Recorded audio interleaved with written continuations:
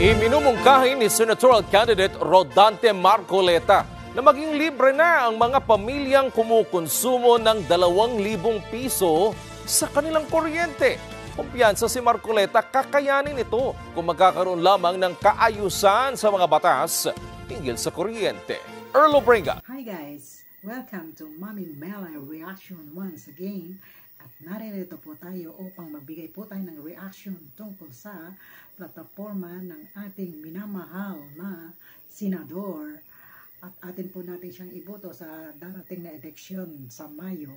Ang kanya pong plataforma sa about po dito sa Meralco. Okay po?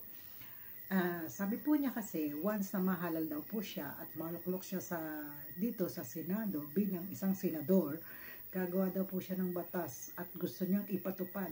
At kung maaari din lamang po ay magkaroon tayo ng libreng kuryente. Yun daw po na kapag ang bill mo daw po ay nasa 2,000 lang pababa. Pag nanalo po ang PDP laban, alisin po natin yung mga ayuda na yan. Yun pong kumukonsumo ng kuryente 2,000 isang buwan pababa. Pwede na po nating ilibre yun. Kapag ginawa natin yung 2,000 pesos worth of electricity consumed in 1 month pababa, ang maseserbisyuhan natin no less than 27 million Filipinos. Parehas, walang korupsyon sapagkat diretso sa inyo. Walang makakapagpasikat kasi wala nang magbibigay sa inyo. Kasi ngayon nagbibigay. Akala mo naman ang galing sa bulsa nila yung perang binibigay sa inyo. Tandaan po ninyo, isasabihin. Kasi pag dito po kasi direkta siya sa direkta sa tao. Yung serbisyong yun, direkta sa tao. At lahat po yan makikinabang. Hindi po kagaya ng ayuda na piling-pili lang. Piling-pili lang ang makikinabang. So, sabi po ni Kong Dante, kung siya daw po ay mahalal, ay maaari pong gumawa siya ng batas na magkaroon tayo ng libreng kuryente. Hindi po lahat yun lang po sinasabi niya is 2,000 pababa.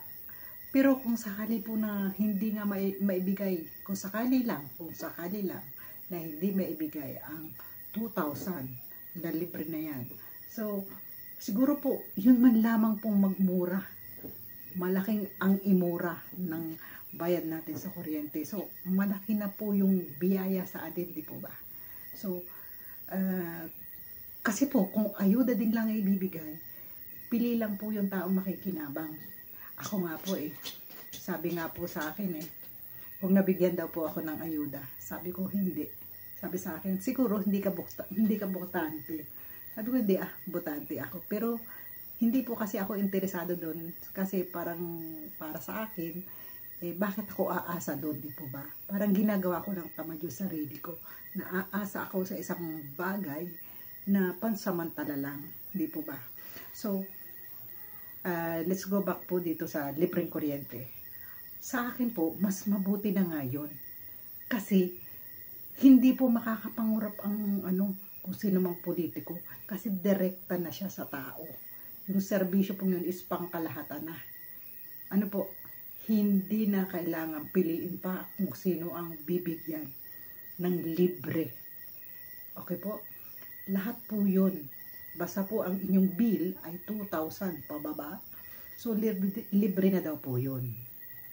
Pero kung sakali man nga, na hindi magkaigi kasi hindi lang naman po siya may gusto nito Kasi po kung sakaling gustuhin man bihin ay maliit lang yung makukuha nilang pera, maliit lang yung kanilang kikitain. So, kahit man lamang po na magmura na lang ang ating bill ay malaki na po yung kabawasan sa ating budget sa araw-araw. Kasi po, ang nangyayari po ngayon, ang ating bill ay kasama pa. Halimbawa po, nalugi ang Meralco. Alam niyo po bang sinisingil din sa atin yan? May tax pa po yan. Inyo pong tingnan sa inyong bill. Yung pong lugi ng Meralco, bakit natin binabayaran? Bakit po natin binabayaran? Hindi na po natin kargo yun kung tutuusin. Pero sinisingil po sa atin. Kaya po napakaganda po nitong plataforma at gustong mangyari ni Congressman Rodante Marcoleta. At sana nga po ay manalo siya sa darating na eleksyon. Ano po? Iboto natin ni Congressman Rodante Marcoleta.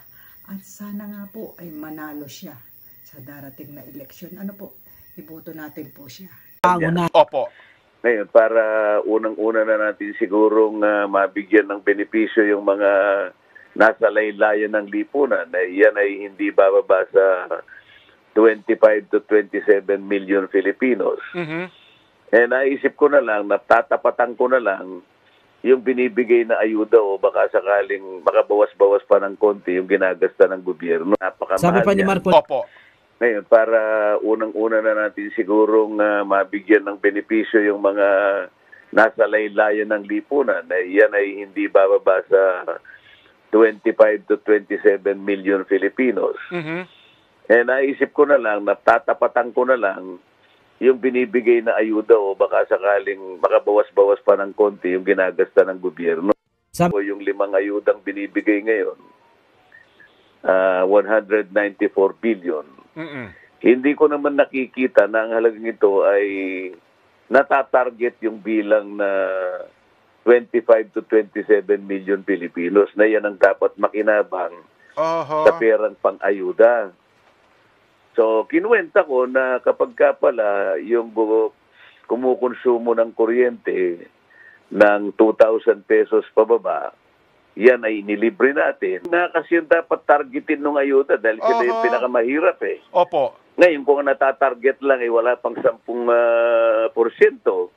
edi nawawaldas lang yung pera sapagkat hindi naman talaga napupunta doon sa dapat kapuntahan. Yung ating scheme na sinasabi, kung magsisimula ka sa 10,000 pesos, 2,000 pesos pababa, na target mo ng lahat, wala pang corruption sapagkat pagkatapos wala pang makakapagpasikat sapagkat dumiretso na sa kanila ipadadaan mo sa mga kandidato, edi magpapasikat lang yan, akala mo sa kanila galing yung pera at sisilawin pa yung mga presidente natin, ang bungakala naman galing nga sa bulsa nila yon.